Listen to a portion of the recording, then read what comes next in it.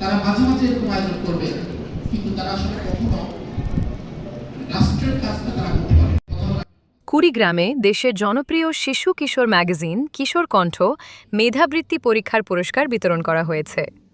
শুক্রবার কিশোর কণ্ঠ ফাউন্ডেশন কুড়িগ্রাম জেলার উদ্যোগে সকাল 10টায় পৌর টাউন হল মার্কেটে উত্তীর্ণ শিক্ষার্থীদের মাঝে পুরস্কার বিতরণ, বৃত্তি প্রদান ও সংবর্ধনা অনুষ্ঠিত হয়। এতে শিক্ষার্থী, অভিভাবক, শিক্ষক ও বিভিন্ন শ্রেণী-পেশার বিশিষ্ট ব্যক্তিবর্গ উপস্থিত ছিলেন।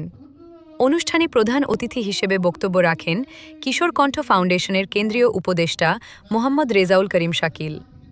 বিশেষ অতিথি হিসেবে বক্তব্য রাখেন কিশোর কণ্ঠ ফাউন্ডেশন কুড়িগ্রামের chairman Mosharraf Hossain, vice chairman Mobashwer Rashedin, Kurigram Alia Kamil মাদ্রাসার প্রিন্সিপাল মাওলানা নূর বক্ত, কিশোর কণ্ঠ ফাউন্ডেশন কুড়িগ্রামের সাবেক চেয়ারম্যান মাওলানা নিজামুদ্দিন ও অধ্যক্ষ শাহজালাল সবুজ প্রমুখ।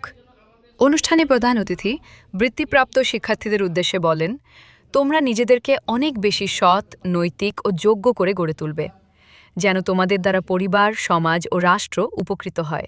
অনুষ্ঠানে মোট ১০০ জন শিক্ষার্থীর হাতে নগদ অর্থসহ ক্রেস্ট ও বই তুলে দেওয়া হয়। এর মধ্যে ট্যালেন্ট পুলে ২০ জন ও সাধারণে ৮০ জন শিক্ষার্থীকে এ পুরস্কার ও বৃত্তি প্রদান করা হয়।